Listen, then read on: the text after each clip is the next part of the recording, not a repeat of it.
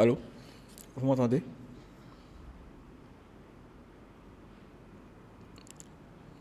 Vous me recevez? Ok, super. Ok. Comme j'ai lancé l'enregistrement, je voulais m'assurer que tout passait. Ok, donc on démarre. Les autres vont nous prendre en cours de route. Donc aujourd'hui, on aborde un point qui est très important, un point qui est assez intéressant dans l'approche no-code. Et en gros, c'est la suite du module 1 qu'on a vu la semaine passée. Donc pour faire un résumé de ce qu'on a vu la semaine passée, on a abordé en fait l'introduction aux outils no-code. On a vu un peu c'était quoi le no-code, quels sont les différents types d'outils qui existent dans le no-code, comment concevoir un produit digital et ainsi de suite. Et donc on a parcouru un peu du no-code au no-code, historique. Après, on a vu l'importance du no-code en termes d'accessibilité, de collaboration, de prototypage et d'adaptation au marché. Et donc, quand on parle de prototype, c'est vraiment l'approche qu'on va voir en détail dans ce qu'on appelle la pensée Lean Startup et puis l'approche centrée sur l'utilisateur.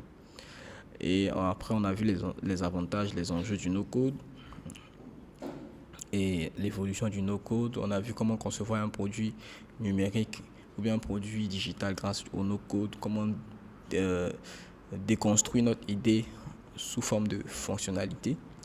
Donc on a vu les différentes étapes. Normalement, après, vous allez recevoir les formations de base, introduction au no-code, et puis le e-book qu'on va produire par la suite, qui va résumer tous ces concepts qu'on a abordés le dimanche passé.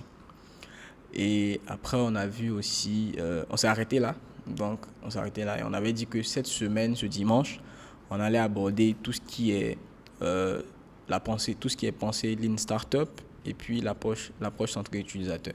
Et on allait terminer avec tout ce qui est base de données, une introduction simple aux bases de données. Parce que la plupart des outils no-code qu'on va utiliser ont des bases de données intégrées qui permettent de gérer les informations parce que sur le digital, c'est des informations qu'on gère. Et donc, on commence par les principes clés de la pensée Lean Startup. Et donc, déjà, le concept de Lean Startup vient du livre, a été popularisé par Eric Ries. C'est un auteur américain qui a écrit un livre qu'on appelle Lean Startup. C'est un livre que je vous invite à lire ou bien à chercher des informations là-dessus. Et donc, dans ce livre, il encourage en fait les entrepreneurs à adopter une mentalité d'expérimentation et puis d'apprentissage rapide lorsque ces personnes conçoivent des projets numériques. Ou bien ça peut être même des projets physiques. Donc, l'idée principale, c'est de créer en fait un produit minimum viable. Donc, ce qu'on appelle un MVP. Et j'en avais parlé le dimanche passé. Le MVP, en fait, c'est juste une version de base de votre idée. Parce que la plupart du temps, ici, les startups, quand les personnes, les étudiants, bien les entrepreneurs ici ont des idées, elles arrivent difficilement à mettre ces idées-là sur forme de MVP. Pourtant, le MVP en fait permet à l'entrepreneur de pouvoir tester en fait son idée de produit, de pouvoir tester sa plateforme vis-à-vis des utilisateurs et avoir des retours par rapport à ça. Et c'est très important, cette approche-là. Donc l'idée principale, c'est de créer un MVP. Donc dans l'approche Lean Startup, ce que vous devez retenir, c'est que l'entrepreneur ou l'entreprise qui lance son projet doit penser déjà à une expérimentation rapide de son projet via une version de base qu'on appelle le MVP, le produit minimum viable. MVP, c'est Minimum Viable Product. Donc ça permet de tester les hypothèses clés sur le marché. On a une vidéo que Christian m'a envoyée ce matin qui m'a beaucoup fait rire. Après, je vais envoyer ça dans le groupe. C'est que souvent, les entrepreneurs, avant de lancer leur idée, ils vont faire des textes, ils vont faire des recherches, et ainsi de suite. Ils vont faire beaucoup d'études de marché, vraiment beaucoup de choses assez... je ne sais pas comment on dit ça fallacieuses ou bien fallicieuses, je ne sais pas. Mais en tout cas, des choses qui sont pas là importantes. Le plus important quand vous lancez votre produit, c'est on a une version de base qu'on peut tester, qu'on peut utiliser, qui résout le problème. Et on le présente devant le marché et le marché répond. Le marché va soit l'adopter, le marché va soit être réceptif ou bien le marché va dire non. Donc ce sera en fonction des premiers retours que vous avez qui va vous permettre de dire bon, je veux continuer l'aventure ou bien non, j'ai arrêté, j'ai testé, ça n'a pas marché. Mais la plupart du temps, on a des idées, soit on ne les teste pas pour savoir si ça marche ou bien ça ne marche pas. Et on se base sur des hypothèses, des suppositions pour ne pas se lancer. Et donc le no-code aujourd'hui va nous permettre par exemple de facilement tester ces idées de projet qu'on a et de les mettre directement sur le marché. Et donc, le MVP va nous permettre de tester les hypothèses clés sur le marché, comme je l'ai dit, et puis d'ajuster la stratégie en fonction des retours d'expérience des utilisateurs qui vont utiliser les premières versions de base de notre produit. Donc, les avantages sont économie de temps et d'argent. Donc, en se concentrant sur les fonctionnalités les plus importantes, les entreprises vont éviter de construire un produit qui est complet et qui ne va pas être utilisé. Donc, vous allez investir de l'argent, beaucoup d'argent dans la conception d'un produit et après, finalement, vous rendez compte que les gens n'aiment pas ce produit, les gens n'aiment pas ce que vous avez construit. Et donc, vous aurez perdu du temps, vous aurez perdu de l'argent. Donc, en ayant une approche Lean Startup, vous économisez du temps et vous économisez des ressources. Le deuxième avantage, c'est l'adaptabilité. La pensée Lean Startup va favoriser en fait l'adaptabilité, la réactivité au changement du marché. Il faut savoir qu'on est aujourd'hui, surtout dans les dernières décennies, là, on est dans des marchés qui évoluent très rapidement, qui changent vite. Aujourd'hui, par exemple, on parle d'intelligence artificielle et en moins d'un an, il y a des écosystèmes qui se sont créés autour de ça. Et donc, le marché évolue très vite. Aujourd'hui, par exemple, il y a des gens qui sont plus enclins à utiliser ChatGPT pour faire leurs recherches que d'utiliser Google, par exemple, pour faire leurs recherches. Et donc, le comportement des consommateurs change très vite. Et donc, avoir un MVP permet de facilement s'adapter au changement brusque du marché, en fait. Donc, ça encourage les équipes à apprendre rapidement. C'est vraiment l'approche du Lean Startup qui est centrée autour de l'apprentissage rapide. Donc, pour ceux qui sont ici, qui savent qu'ils n'apprennent pas vite, c'est le moment de travailler cette compétence. C'est une compétence, apprendre vite, ça s'apprend. Donc, on apprend à apprendre. Et donc, avoir cette approche-là permet aux équipes d'apprendre rapidement et puis de pivoter rapidement aussi, de vite changer de cap en fonction des besoins des clients. Parce que les clients ont des besoins qui, de plus en plus, changent vite. Et le troisième point, c'est la validation du marché. En fait, avec le MVP, tu peux voir si ton idée ou ton projet plaît au marché et que les gens sont prêts à l'utiliser. Donc, cette approche va te permettre de valider les idées de produits que tu as ou bien des idées de services que tu comptes lancer auprès des clients potentiels qui vont s'engager en fait. Et inclure les gens dans le MVP va permettre à ton produit de se développer sur le long terme sans vraiment demander de grands coûts parce que vous n'allez qu'implémenter les fonctionnalités que les clients vont demander ou bien les utilisateurs vont demander. Vous n'allez jamais mettre au-delà de ce que les utilisateurs vont demander, à moins que vous fassiez une recherche pour voir que les utilisateurs potentiels peuvent avoir besoin de ça et vous le mettez en place, vous le testez et puis après vous évoluez. L'importance de l'approche centrée utilisateur. Pour ceux qui viennent de rentrer dans le call, vous pouvez juste désactiver votre micro. Voilà, si vous avez des questions, vous pouvez laisser dans le chat. L'importance de l'approche centrée utilisateur. Donc, déjà, comme je viens de le dire tout à l'heure, la méthodologie met l'accent sur la compréhension des besoins déjà de l'utilisateur, des préférences et puis des comportements des utilisateurs pour créer des produits et puis des services qui vont répondre à leurs attentes. Donc, on ne va pas se lancer sans qu'on ne sache les besoins, les préférences et le comportement des utilisateurs de notre produit qu'on sera prêt à lancer sur le marché. C'est très important.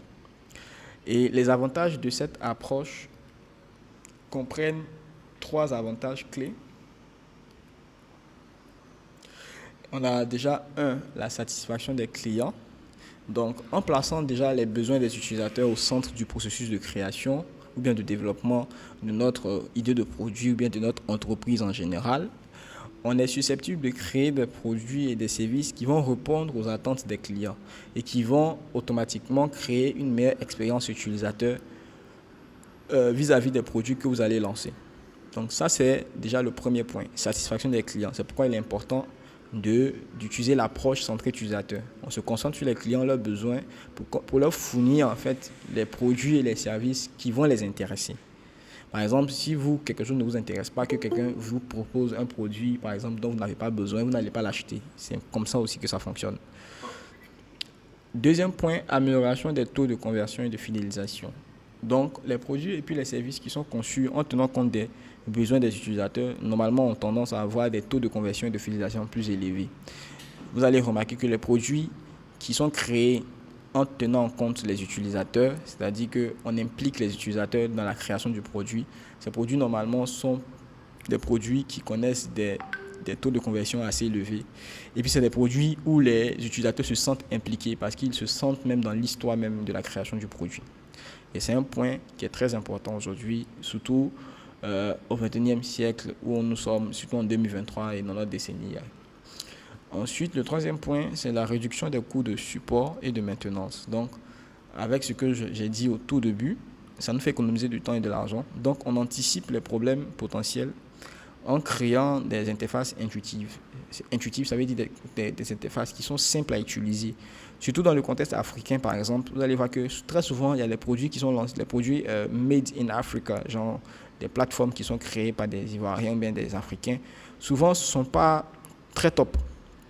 Ne sont pas attractifs, ne tiennent pas compte des utilisateurs, de la réalité des utilisateurs en fait. Et ça fait que vous créez des plateformes et puis après, vous êtes étonné que personne n'utilise ou bien personne n'aime la plateforme parce que vous n'avez pas tenu compte des avis, vous n'avez pas inclus en fait les clients ou bien les potentiels clients dans le processus de conception. Et donc, la conception centrée utilisateur peut contribuer à réduire les coûts associés au support client et à la maintenance des produits. Donc, vous n'allez pas dépenser de l'argent parce que vous savez déjà ce que les gens veulent. Imaginez vous implémentez une fonctionnalité que les gens ne veulent pas, vous allez forcément dépenser de l'argent. Et puis après, vous vous rendez compte que ça ne plaît pas aux gens. Mais pourquoi vous devez savoir tout ça?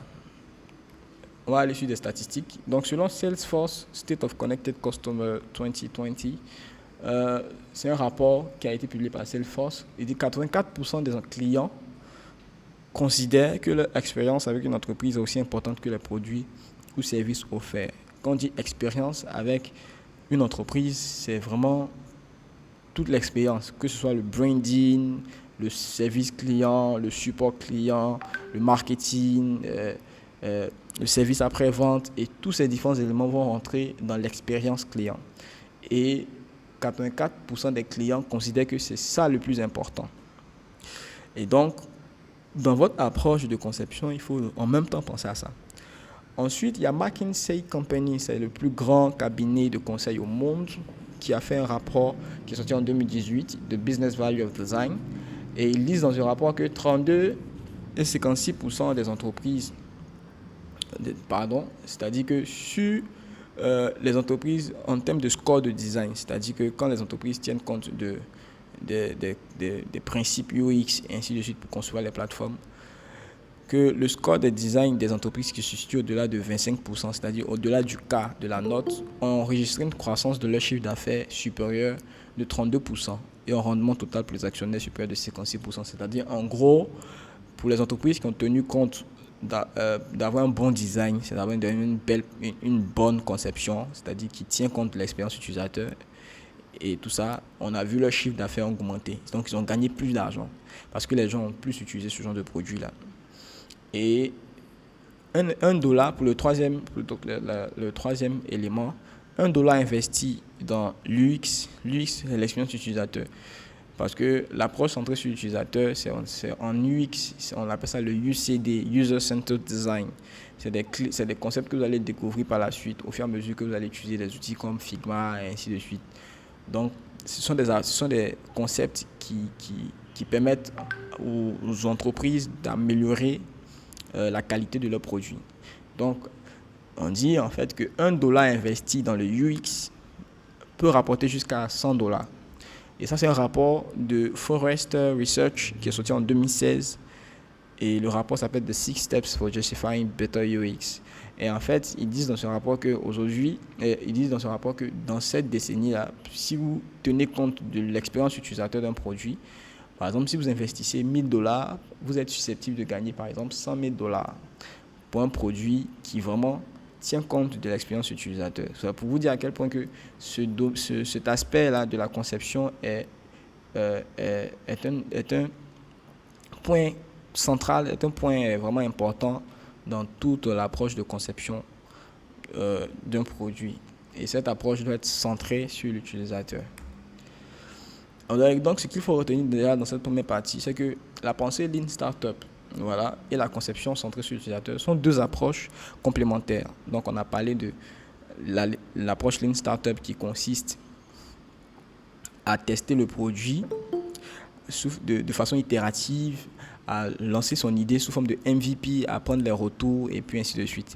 Et vous allez voir que ça se complète très bien avec la conception centrée sur l'utilisateur qui dit de recueillir les besoins, le comportement des utilisateurs et puis de faire le matching pour créer le produit qui leur plaît.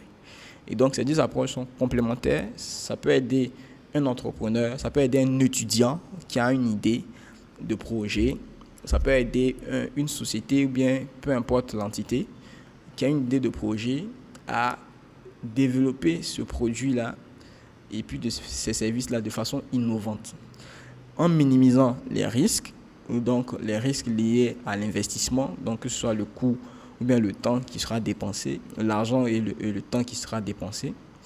Et puis aussi, adopter ces méthodologies peut mener à une meilleure satisfaction des clients. Donc, une croissance durable et un avantage concurrentiel sur le marché. Donc, pourquoi on parle de ça dans une formation du no-code? C'est parce qu'aujourd'hui, on ne peut pas créer un produit en utilisant les solutions no-code sans tenir compte de ça. Sinon, vous allez créer un produit et puis après, vous serez déçus parce que les gens ne vont pas l'utiliser.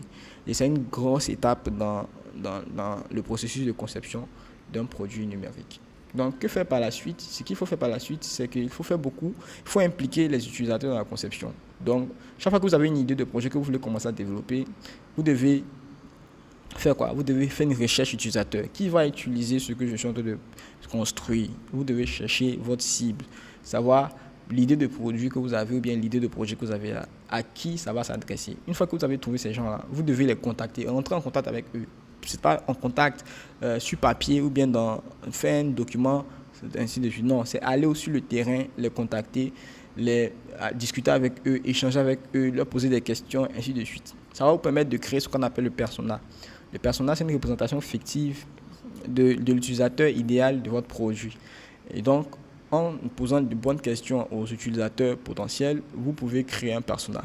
Et dès que vous avez le persona, maintenant, vous rentrez dans un processus de co-création. Donc, vous impliquez le persona, les personnes que vous avez interrogées, ainsi de suite, vous les impliquez dans la conception de votre produit. Parce que c'est eux qui sont intéressés par le produit, c'est eux qui sont votre cible. Et quand vous faites ça, vous passez maintenant à la phase de prototypage et test utilisateur. Et cette démarche-là, on voit beaucoup en UX design. Je sais qu'il y a des UX designers dans la salle. Il y a eu des UX designers dans la salle. Donc, on voit ce principe-là en UX design. Donc, on fait la co-création, on prototype ensemble, on fait des tests utilisateurs. En fonction des tests, on va avoir des retours, donc des feedbacks en continu. Ces feedbacks vont nous permettre de faire des mises à jour et des itérations. Et quand on voit que le produit est bon, maintenant, les premières personnes qui vont, par exemple, adopter vos produits, vous les mettez dans un programme d'ambassadeurs, par exemple, ou bien dans un programme de fidélisation, qui va les pousser ou bien les inciter à faire la promotion de votre produit. Et donc, c'est comme ça que vous allez commencer à gagner les premiers utilisateurs. Et il n'y a pas meilleur moyen de faire la promotion d'un produit que par le bouche à oreille. C'est-à-dire qu'un utilisateur a utilisé votre produit, il a été satisfait. Il connaît des personnes qui sont dans le même problème que lui. Il va aller leur recommander le produit. Et puis les gens vont tester aussi leur produit. Et vu que vous avez tenu compte de leurs besoins lors de la conception, ces personnes-là, quand ils vont venir utiliser leur produit, vont se sentir là-dedans. Et puis après, vous allez commencer à construire une communauté d'utilisateurs. Et puis c'est comme ça que vous allez faire commencer à évoluer vous allez faire évoluer votre produit au fur et à mesure. Et c'est tout, c'est simple. C'est pas compliqué. C'est pas des trucs où il vous faut apprendre sur 2 ans, 3 ans. Non, c'est des trucs simples. C'est des points à implémenter assez rapidement. Donc ça, c'est tout ce qui concerne l'approche Lean Startup et Clean Startup. Donc là, on va passer directement aux bases de données. Donc là, c'est même pas compliqué. Ne voyez pas les bases de données, puis ne fuyez pas, hein, genre c'est juste simple, quoi. Donc déjà, si vous avez des questions pour tout ce qui est Lean Startup, approche centrée sur l'utilisateur, vous pouvez commencer à noter vos questions quelque part. Tout à l'heure, on va terminer, vous allez avoir un moment pour poser vos questions. Les bases de données. Donc, c'est quoi une base de données? Une base de données ou une base d'information, c'est un endroit numérique ou bien digital où on va stocker, gérer et récupérer des informations. En gros, c'est comme un tableau Excel. Un tableau Excel où on peut stocker de l'information, donc on peut enregistrer des données dedans. On peut gérer, donc on peut modifier soit les données, soit faire des mises à jour dessus. On peut récupérer, donc on peut utiliser ces données-là dans d'autres applications. On peut utiliser par exemple la base de données Excel dans d'autres, pour faire par exemple une présentation PowerPoint, ou bien pour présenter des données, ou bien pour envoyer ça dans Gmail, pour envoyer des mails. Au cas où dans la base de données il y a des mails, on peut envoyer ça dans Gmail pour que Gmail envoie des mails.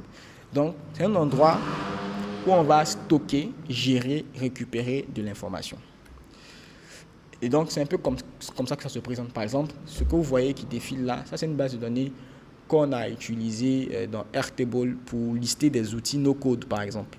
Et donc, c'est une base où on va mettre des informations sur les outils no-code qui sont disponibles. Donc là, par exemple, vous allez voir que on a des colonnes, on a des lignes, et puis on a des informations qui sont enregistrées dedans. Donc là, ce qu'on a fait, nous, on a enregistré de l'information, mais après, on peut venir modifier cette information, ou même après, on peut l'utiliser, par exemple, dans un site web. Par exemple, ces informations que vous voyez aujourd'hui là, retenez bien, on va les utiliser dans Webflow, bientôt sur le site de la communauté, pour que les gens puissent aller faire de la recherche d'outils no-code sur la communauté, sur le site de la communauté, par exemple.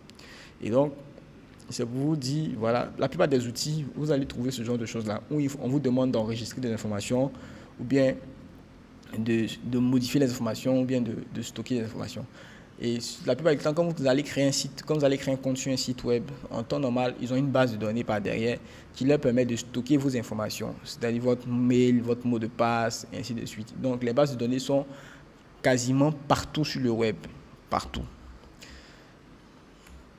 Et l'outil actuellement qui est le plus en vogue en termes de... L'outil no-code qui est en vogue en termes de gestion de base de données, c'est Airtable. Et Airtable, en fait, permet de gérer tout ce qui est base de données. Vous pouvez gérer la base de données d'un e-commerce, vos produits, vous pouvez créer du contenu dans Airtable. Donc, tout ce qui est information, c'est-à-dire tout ce qui est information peut être géré, peut être modifié, peut être supprimé, peut être ajouté. Donc, dès que c'est possible de faire ça, vous pouvez créer un compte Airtable et aller créer une base de données. Vous pouvez commencer à gérer vos contenus pour vos réseaux sociaux. Un community manager, par exemple, peut utiliser Airtable pour faire sa stratégie de contenu automatisée et puis de telle sorte que ça puisse être publié directement, par exemple, sur ses réseaux sociaux, sans forcément qu'il intervienne. Il peut aussi créer une base de données pour un site web, une base de données d'utilisateurs, une base de données pour formation, une base de données pour presque tout. Nous, on a utilisé ça pour gérer la communauté, on utilise ça pour stocker les informations sur la communauté, on utilise ça pour stocker les outils no-code, on utilise ça pour presque tout. Ensuite, il y a un autre outil aussi qui permet de créer des bases de données, c'est Notion.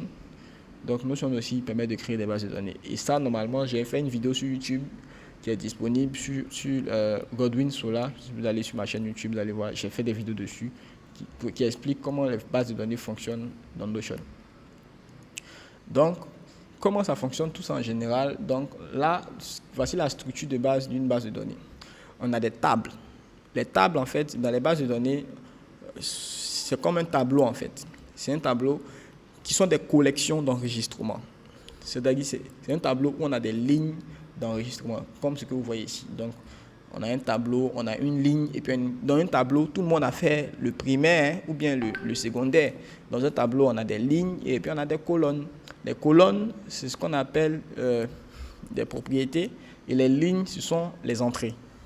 Donc, dans les tables, ici, on a des colonnes et on a des lignes. Donc, chaque table représente un type d'entité comme les clients, par exemple. On peut avoir une table pour les clients, une table pour les produits, une table pour les commandes. Ou bien on peut avoir une table pour les outils, on peut avoir une table pour presque tout. Donc, ce sont les entités. Maintenant, après les tables, on a les colonnes et les champs. Donc, c'est des colonnes comme ci. Donc, les tables sont constituées de colonnes, également appelées des champs. qui définissent les attributs ou les propriétés de chaque enregistrement. Par exemple, si on a une table garçon, on peut avoir comme propriété sexe, donc on va avoir le sexe du garçon. On peut avoir propriété âge, on peut avoir l'âge du garçon, propriété lieu d'habitation, propriété est-ce qu'il est orphelin ou bien ses parents sont vivants, est-ce qu'il vraiment beaucoup de choses. Donc toutes les informations que vous voulez savoir sur une entité vont être classées dans des colonnes. Donc on va appeler ça des attributs ou bien des propriétés. Et donc, par exemple, une table des clients peut avoir des colonnes comme le nom du client, l'adresse email du client, le numéro de téléphone du client. Maintenant, la troisième partie, c'est les enregistrements. Les enregistrements sont les instances individuelles d'une entité dans une table, c'est-à-dire les variables. C'est-à-dire que ce sont les informations qu'on va entrer. On a dit que la table, par exemple, c'est garçon. Les colonnes, ça peut être l'âge du garçon ou bien le sexe du garçon. Et l'enregistrement, c'est venir écrire maintenant le sexe en question. Son sexe est masculin ou bien son âge, c'est 17 ans. Donc, les enregistrements qu'on va inclure dans les champs, c'est ce qu'on appelle des enregistrements. Donc, par exemple, chaque client dans une base de données est un enregistrement distinct avec des informations qui sont spécifiques à lui. Et c'est stocké dans les différentes colonnes qui correspondent. Et après, maintenant, le dernier point, c'est un point un peu plus complexe. Bon, c'est pas très complexe, mais c'est un point qui est un peu particulier, qu'on utilise beaucoup dans tout ce qui est base de données, c'est les relations. Donc, les relations, en gros, ça veut dire que les bases de données peuvent établir des relations entre les tables pour montrer comment les données sont connectées. Par exemple, on peut avoir une table client et une table commande. Un client passe une commande. Donc, on a la table commande et puis on a la table client. Donc, on peut connecter ces deux tables-là pour que on puisse facilement utiliser les informations entre ces deux tables. Donc, les relations peuvent être de différents types. Ça peut être un à plusieurs et plusieurs à plusieurs. Après, je pense que dans les formations qu'on va donner sur Airtable, vous allez comprendre ça plus en détail.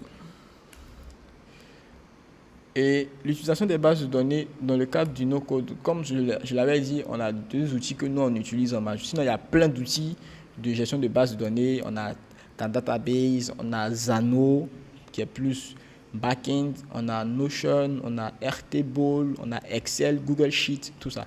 Donc tout ça, c'est des outils de gestion de bases de données.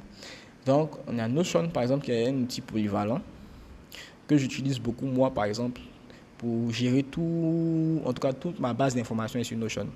Tout ce que je gère comme information, mes contenus, tout, je gère ça sur Notion. Donc j'utilise Notion pour la prise de notes. Donc vu que je fais de la prise de notes, je dois stocker de l'information automatiquement. On peut dire que dans Notion, on a des bases de données. Donc on stocke des informations, on va les modifier et puis ainsi de suite. Donc tout ce qui est gestion de projet, création de bases de données, tout ça dans Notion.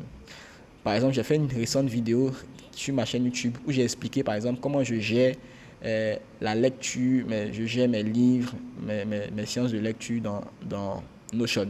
Comment je mets en place un outil de suivi de ma lecture grâce à Notion. Et ça, c'est grâce aux bases de données que je fais ça. Et j'ai fait une vidéo dessus qui est disponible sur ma chaîne YouTube pour pouvoir aller voir. Et donc, les bases de données peuvent être représentées sous forme de tableaux, de listes, de cartes ou de calendriers. Et donc, dans ce qui est la particularité dans Notion, c'est que même dans Airtable, c'est possible.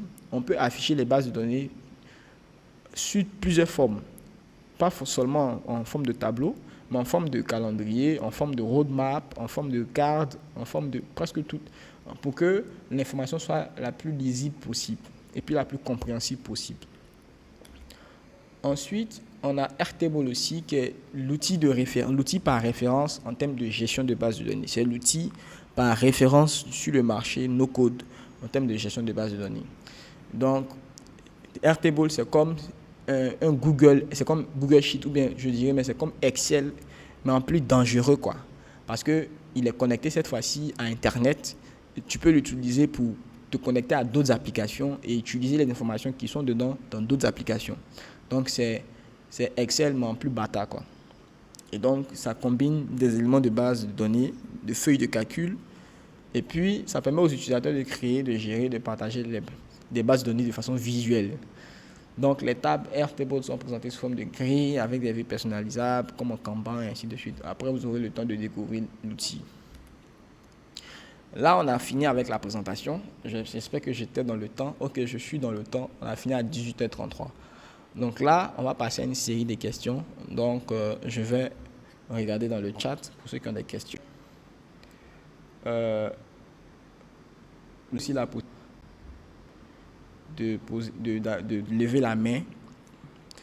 Voilà, de lever la main aussi. Et puis, voilà, ils vont pouvoir aussi poser leurs questions au cas où.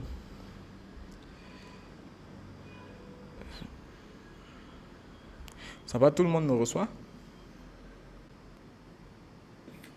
Oui. Ok, super. Il y a une question dans le chat.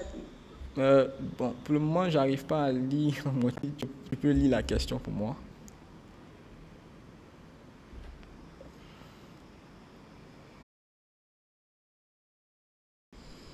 C'est c'est pas José Nguesso. Il dit qu'il était un peu en retard, qu'il nous a pris un cours. Donc, que retenir en définitive de l'approche Learn Startup et de l'approche centrée utilisateur de manière simplifiée?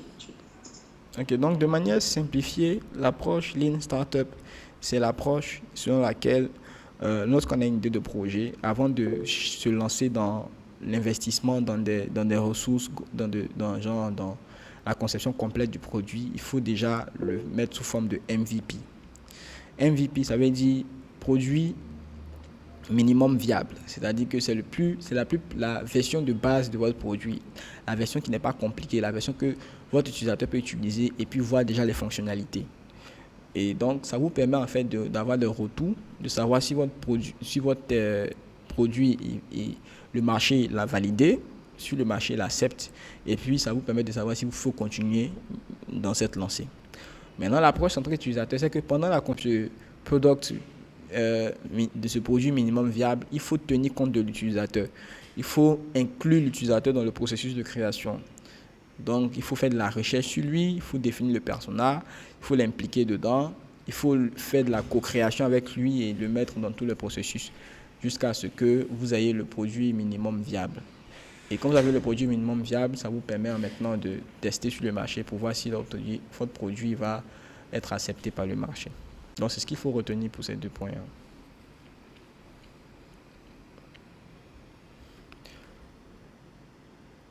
C'est bon, répondu à la question. Il peut activer son micro. Hein. Ah, ok, ok, ok, c'est bon. Y a-t-il d'autres questions? Qui n'a rien compris? Parce que ça aussi, c'est un truc. Qui n'a rien compris, c'est-à-dire que qui n'a rien compris même. Genre, il vient, il est là depuis le début, mais il n'a rien compris.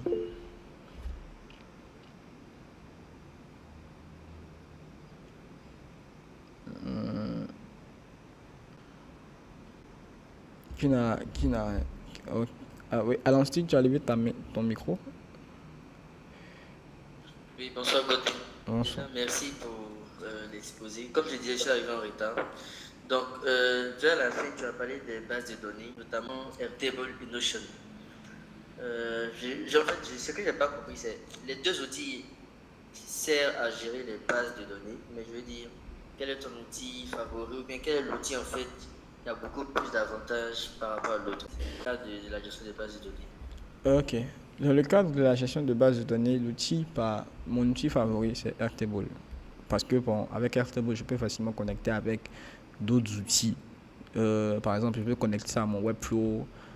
Notion aussi, je peux bien le faire. Mais Notion, c'est plus un outil polyvalent. Lui, il n'est pas concentré sur la gestion de base de données, mais il a des bases de données intégrées. Donc, ça veut dire que Notion de base, c'est un coin, un endroit où on vient, on stocke de l'information, on fait des écrits, on peut créer des bases de données pour gérer des informations, et ainsi de suite. Mais les fonctionnalités de base de données de Notion sont limitées par rapport à celles de Airtable. Airtable, lui, son approche, c'est vraiment comme quand tu ouvres Google Sheets. Google Sheet, quand tu entres dans Google Sheets, c'est un tableau où on te donne en même temps. On ne te donne pas, par exemple, une page vierge où tu dois maintenant créer des éléments et ainsi de suite, tu vois. Donc, ça veut dire que l'outil de référence pour tout ce qui est base de données, c'est Airtable. Mais sauf que Notion aussi a ces fonctionnalités-là. Donc moi, si tu me parles de, par exemple, outils de gestion de base de données, je choisis Airtable. Mais si c'est, par exemple, tu me parles d'outils de productivité ou bien d'organisation, je vais, par exemple, choisir Notion parce que ça offre d'autres fonctionnalités que Airtable ne m'offre pas forcément. Et puis après, il y a d'autres outils de gestion de base de données en fonction des besoins qui vont se présenter. Donc, il y a un outil qui va venir, par exemple, si tu as un besoin en termes de site web pour gérer, ainsi de suite. Voilà. Il y a Zano, par exemple, qui va t'aider à faire le back-end d'un site web. Parce que le back-end, là, c'est les données qu'on gère, on connecte avec des API, ainsi de suite. Mais dans Notion, par exemple, tu n'as pas vraiment entendu parler de API, tu vois. Donc, tout dépend de tes besoins. Merci infiniment. Pas de souci. Les autres, il n'y a pas de questions. André, question là, c'est André, est-ce que bien compris? Au moins, répondez dans le chat si vous avez bien compris ou bien vous n'avez pas bien compris. Au moins, je suis situé. Voilà, vous pouvez. Qui n'a pas bien compris ou bien qui a bien compris, vous dites ça dans le chat. Ça veut dire qu'après ça, vous êtes capable d'expliquer l'approche centrée utilisateur à quelqu'un. Vous êtes capable d'expliquer le Lean Startup à quelqu'un et pourquoi il faut, par exemple, avant de donner son idée de produit, il ne faut pas se lancer comme ça, voilà, sur le coup de tête, mais il faut vraiment penser à l'utilisateur, à l'inclure dans le processus et puis à chercher la connaissance, les compétences nécessaires pour pouvoir bien le faire. Comme ça, quand vous lancez votre projet, il y a moins de chances que cela tombe à l'eau. Donc, si vous avez compris ça, c'est déjà super, quoi. Maintenant, après, il faut aller en profondeur pour pouvoir aller en détail sur certains éléments. Par exemple, il y a des formations qui sont spécialisées dedans. Il y a des formations en UX, il y a des formations en conception de produits, il y a des formations en gestion de projet, il y a des formations, des outils que vous pouvez apprendre pour pouvoir mieux créer votre projet, et ainsi de suite. Donc si c'est bon, qu'il n'y a pas de questions, moi je pense que on va mettre fin au call. Hein. Chat pour voir s'il n'y a toujours pas de questions, c'est bon. Ça veut dire que c'est top. Il y a d'autres qui parlent jamais, je sais. Il y a d'autres qui répondent jamais aussi. Les gens qui sont toujours passifs, eux ils sont jamais à gauche, à droite, on ne sait pas où ils sont. C'est que vous êtes là aussi. Big up à vous, hein. Moi je vous kiffe. Hein. Je vous kiffe. Vous n'êtes jamais sur une position. C'est top. Ok. Mais c'est important d'avoir une position dans la vie. Hein. 41, je pense qu'on est rentré dans le temps. Dieu merci, on n'a pas été long. Donc, merci à tout le monde. Rendez-vous. Merci à toi, Godwin. Merci pour ta disponibilité. Je t'en prie. On va se donner rendez-vous dans le groupe pour ceux qui ont des questions après. Maintenant, on va chercher à produire toutes ces vidéos-là. Pour la deuxième partie, je pense que ça, on peut la mettre directement. On va la scinder en plusieurs parties. Et puis maintenant, pour la première partie, on va faire les enregistrements pour que vous ayez la formation accessible en tout temps, quoi, pour les personnes qui vont la révisualiser plus tard ou bien qui souhaitent avoir des informations plus tard. Donc, bonne soirée à tout le monde, que Dieu vous garde, passez une soirée, voilà, et puis bon début de semaine à vous.